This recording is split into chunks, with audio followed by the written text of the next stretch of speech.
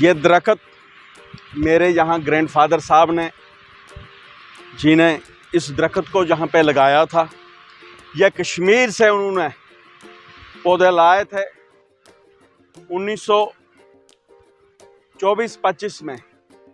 कश्मीर से 2 दरख्त यहाँ पे अखरोट के लगाए थे, लेकिन 2005-06 में जब ये बलगैर डैम बना तो उसकी जद में ये अखरोट के दरख्त आ गए।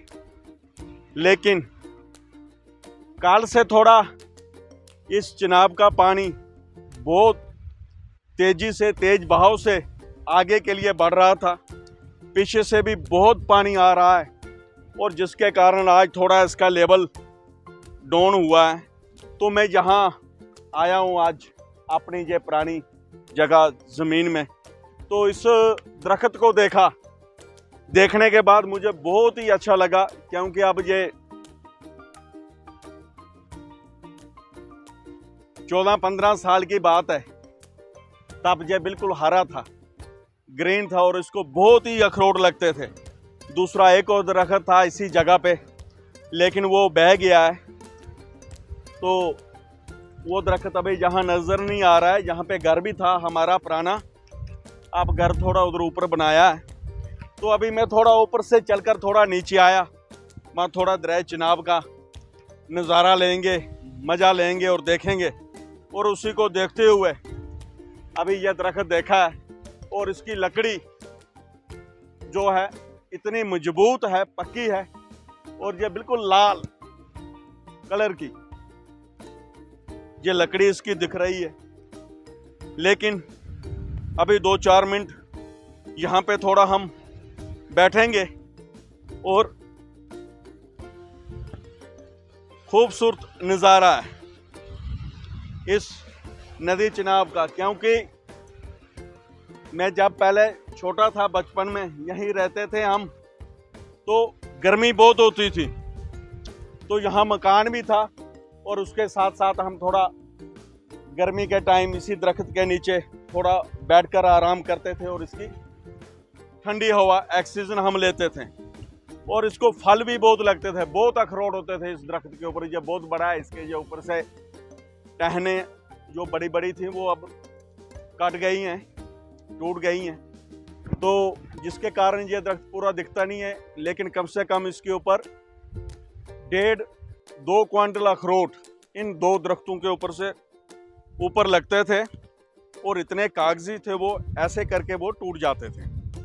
लेकिन आज जब मैं इस नदी चिनाब का मज़ा देख रहा हूँ तो मुझे वो पुराना टाइम, बचपन की यादें कुछ याद करा रही हैं। क्योंकि जब हम पहले यहाँ आते थे तो ये चिनाब पूरी जवानी में होता था, पूरे जोश में होता था, और उसी तरह से आज ये चिनाब पूरी जवानी में है, जोश में है। इसकी सेंटर में अलग-अलग किस्म की ये लहरें उठ रही हैं, जिसको हम अपनी भाषा में हम शली कहते हैं। कि जितना हम इसके नज़दीक जाएंगे तो पानी भी ये हमारी तरफ आता है।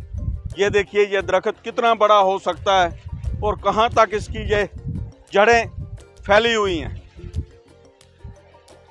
और जहाँ मेरा एक बहुत बड़ा पुराना खेत हुआ करता था, कम से कम वो 8 कनाल, बहुत बड़ा खेत होता था। बाकी और भी थे नीचे तक, लेकिन अब वो वक्त नहीं है, वो दौर नहीं है। बहुत ही सुंदर, खूबसूरत इस समय नज़ारा है यहाँ पे। ये इसका बहुत ही ब्यूटीफुल व्यू है रिवर चिनाब का। इस एरिया को जितना एक्सप्लोर किया जाए, टूरिज़्म के लिए बहुत बड़ा स्कोप है। टेम टॉप से लेकर पुल डोडा तक, ये बीच में ये तरंगल है, यहाँ आगे बहुत प्लान लैंड है। यहाँ पे भी टूरिस्ट आ सकते हैं, दूसरी जगहों पे भी आ सकते हैं। आगे अस्सर के नीचे इलाका है, इधर आगे कुल्थन है। बहुत बड़े बड़े यहाँ पे टूरिज़्म के लिए कुछ स्पॉट बन सकते हैं।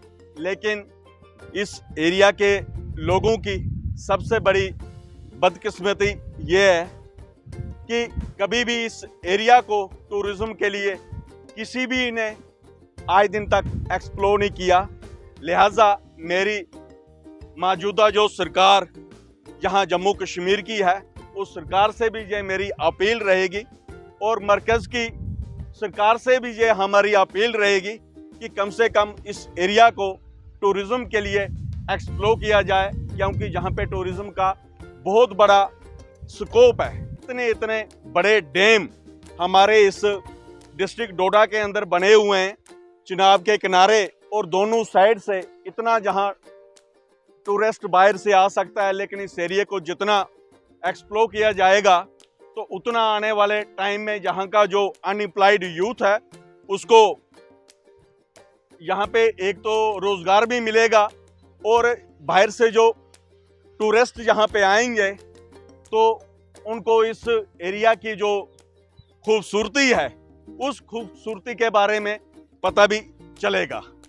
तो लिहाजा मेरी ये मौजूदा जम्मू कश्मीर की सरकार से और मरकज़ की सरकार से ये मेरी अपील है कि इस एरिया को टूरिज़्म के लिए एक्सप्लोर किया जाए। और इस चिनाब नदी में बोट्स भी चलती हैं। अभी थोड़ा ये पानी का बहाव तेज है, लेकिन 1-2 दिन तक इसका ये बहाव रुक जाएगा, क्योंकि जैसे ही अब ऊपर थोड़ी बारिशें हुई हैं, बारिशों के कारण थोड़ा चिनाब में ये पानी पीछे से तेज़ी से आ रहा है, तो ये रुक जाएगा।